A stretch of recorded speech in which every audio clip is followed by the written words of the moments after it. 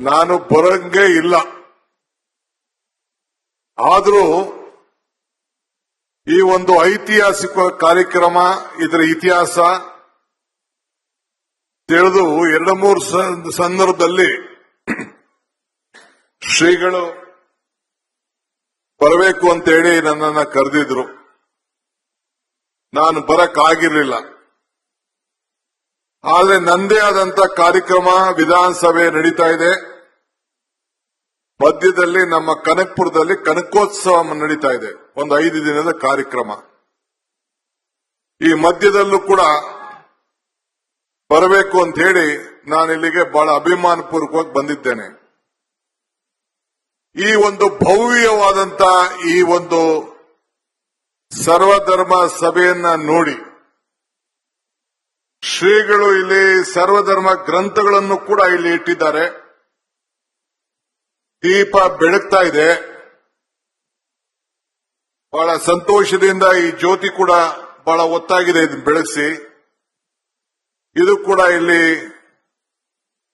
ಈ ತರಳಬಾಳು ಹುಣ್ಣಿಮೆಯಲ್ಲಿ ಬೆಳಕನ್ನು ನಾವು ಕಾಣ್ತಾ ಇದ್ದೇವೆ. ನಾನು ಇದನ್ನು ನೋಡಿದ್ರೆ, ಈ ಭವ್ಯವಾದಂತಹ ಸಭೆ ನೋಡಿದ್ರೆ, ಪುರಂದರ ದಾಸರದು ಒಂದು ಮಾತು ನನಗೆ ನೆನಪು ಬರ್ತದೆ. ಇದು ಭಾಗ್ಯ, ಇದು ಭಾಗ್ಯ, ಇದು ಭಾಗ್ಯವಯ್ಯ, ಪದುಬನಾಭನ ಪಾದ ಭಜನೆ ಪರಮ ಸುಖವಯ್ಯ ಅಂತೇಳಿ. ಇಂಥ ಒಂದು ಪವಿತ್ರವಾದಂತಹ ಸಭೆಯಲ್ಲಿ ಪಾಲ್ಗೊಂಡಿದ್ದೆ ನನ್ನ ಭಾಗ್ಯ, ನನ್ನ ಭಾಗ್ಯ, ನನ್ನ ಭಾಗ್ಯ ಅಂತೇಳಿ ನಾನು ಭಾವಿಸಿಕೊಂಡಿದ್ದೇನೆ. ಬಂದ ತಕ್ಷಣ ನಮ್ಮ ಮೌಲಾನಾರವರು ಮಾತಾಡ್ತಾ ಇದ್ರು, ಫಾದರ್ ಅವರು ಮಾತಾಡಿದ್ರು, ಲಕ್ಷ್ಮಿ ಅವರು ಹೆಬ್ಬಾಳ್ಕರ್ ಅವರು ಕೂಡ ಮಾತಾಡಿದ್ರು. ನನಗೆ ಶ್ರೀಗಳು ಮಾತಾಡಿ ಕೇಳಬೇಕು ಅನ್ನೋದು ನನಗೆ ಆಸೆ, ನೋಡೋಣ. ಆದ್ರೆ ಈ ಸಭೆ ನೋಡಿದ್ರೆ ಧರ್ಮ ಯಾವುದಾದರೂ ತತ್ವ ಒಂದೇ, ನಾಮ 100 ದೈವ ಒಂದೇ, ಪೂಜೆ ಯಾವುದಾದರೂ ಭಕ್ತಿ ಒಂದೇ, ಕರ್ಮ ಹಲವಾದರೂ ನಿಷ್ಠೆ ಒಂದೇ, ದೇವನೊಬ್ಬ ನಾಮ ಹಲವು. ಇದರಲ್ಲಿ ನಂಬಿಕೆಯನ್ನು ಇಟ್ಕೊಂಡು ಇಂಥ ಒಂದು ಪವಿತ್ರವಾದಂತಹ ಸಭೆಯಲ್ಲಿ ನಾವೆಲ್ಲ ಕೂಡ ಸೇರಿದ್ದೇವೆ. ನಾನು ವೀರ ಗಂಗಾಧರ ಅಜ್ಜನ ಶಿಷ್ಯ. ಅವರ ಮಾತು ಮಾನವ ಧರ್ಮಕ್ಕೆ ಜಯವಾಗಲಿ, ಧರ್ಮದಿಂದಲೇ ವಿಶ್ವಕ್ಕೆ ಶಾಂತಿ ಎನ್ನುವ ಒಂದು ಸಂದೇಶವನ್ನ ಪಾಲನೆ ಮಾಡಿಕೊಂಡು ನಾವೆಲ್ಲ ಇಲ್ಲಿ ಬರ್ತಾ ಇದ್ದೇವೆ.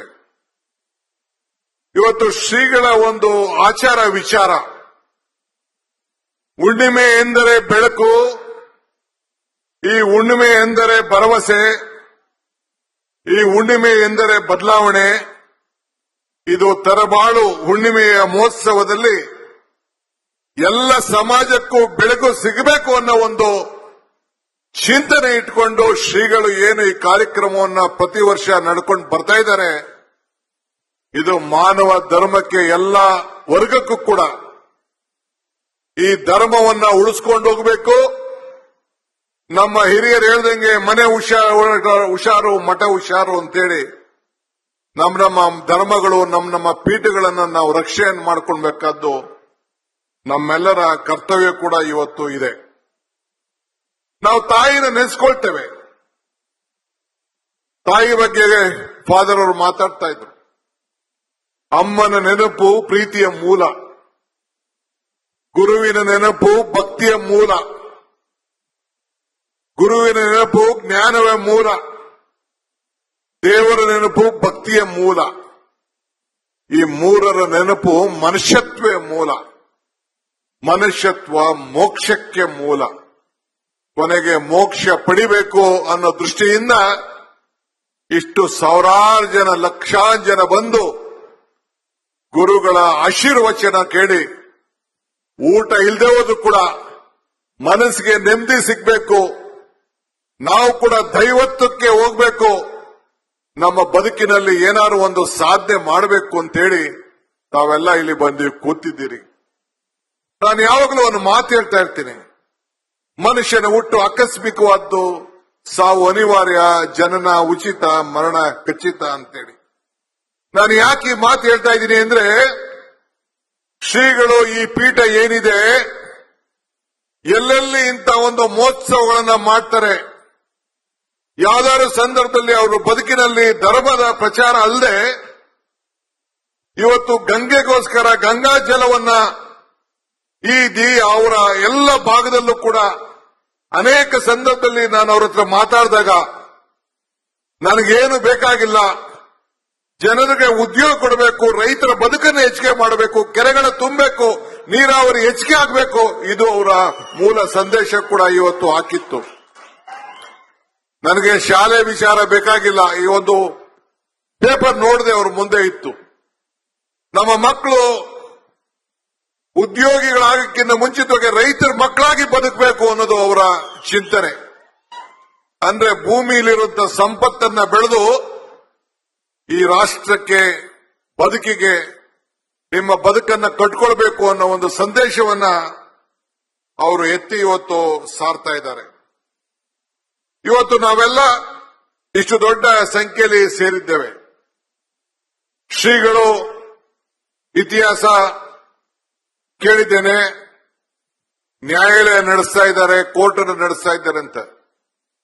ಈ ಜಗತ್ತಲ್ಲೂ ಕೂಡ ಪ್ರಜಾಪ್ರಭುತ್ವದ ವ್ಯವಸ್ಥೆಯಲ್ಲೂ ಕೂಡ ನಮ್ಮ ಧರ್ಮದ ಪೀಠದಿಂದ ನ್ಯಾಯಾಲಯ ನಡೀತಾ ಇದೆ ಅಂದ್ರೆ ಅದು ಅಷ್ಟು ಸುಲಭದಲ್ಲ. ಮರಕ್ಕೆ ಬೇರೆ ಎಷ್ಟು ಮುಖ್ಯನೋ ಹಂಗೆ ಮನುಷ್ಯನಿಗೆ ನಂಬಿಕೆ ಕೂಡ ಮುಖ್ಯ. ಹಂಗೆ ಇವತ್ತು ನಾವೆಲ್ಲ ಕೂಡ ನಮ್ಮ ಜನ ಇವತ್ತು ನಂಬಿಕೆಯನ್ನು ಉಳಿಸಿಕೊಂಡು ಇವತ್ತು ಶ್ರೀಗಳ ಮಾರ್ಗದರ್ಶನದಲ್ಲಿ ಅನೇಕರು ನಾವೆಲ್ಲ ಇದನ್ನ ಕಾಪಾಡ್ಕೊಂಡು ಹೋಗ್ತಾ ಇದೀವಲ್ಲ, ಇದು ಬಹಳ ಮುಖ್ಯ. ಬೇರಿಲ್ಲ ಅಂದ್ರೆ ಮರ ಉಳಿಲಿಕ್ಕೆ ಸಾಧ್ಯ ಇಲ್ಲ. ಹಂಗೆ ನಂಬಿಕೆ ಇಲ್ಲ ಅಂದ್ರೆ ಸಂಬಂಧಗಳು ಕೂಡ ಉಳಿಲಿಕ್ಕೆ ಸಾಧ್ಯ ಇಲ್ಲ.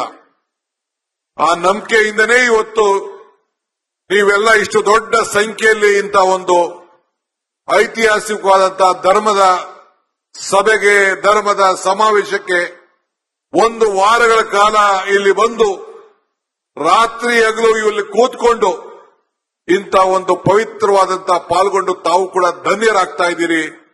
ಇದು ಬಹಳ ಸಂತೋಷವಾದಂತಹ ವಿಚಾರ. ಉಳಿಪೆಟ್ಟು ಬೆಳೆದೆ ಯಾವ ಕಲ್ಲು ಕೂಡ ಶಿಲೆ ಆಗ್ಲಿಕ್ಕೆ ಸಾಧ್ಯ ಇಲ್ಲ. ಹಂಗೆ ಯಾವ ಭೂಮಿ ಕೂಡ ಮಟ್ಟ ಆಗ್ಬೇಕಾದ್ರೆ ಹೊಲ ಉತ್ತಾಗ ಮಾತ್ರ ಭೂಮಿ ಮಟ್ಟ ಆಗ್ಲಿಕ್ಕೆ ಸಾಧ್ಯ. ಹಂಗೆ ನಿಮ್ಮ ಮನಸ್ಸಿನಲ್ಲಿ, ನಿಮ್ಮ ಬದುಕಿನಲ್ಲಿ ನೀವು ಶ್ರಮ ಪಟ್ಟಾಗ ಮಾತ್ರ ಫಲವನ್ನ ಸಿಗಲಿಕ್ಕೆ ಸಾಧ್ಯ. ಈ ಹಿನ್ನೆಲೆಯಲ್ಲಿ ಇವತ್ತು ನೀವೆಲ್ಲ ಕೆಲಸವನ್ನು ಮಾಡ್ಕೊಂಡು ಬರ್ತಾ ಇದ್ದೀರಿ. ದೇವರು ನಮಗೆ ವರನೂ ಕೊಡುವುದಿಲ್ಲ, ಶಾಪನೂ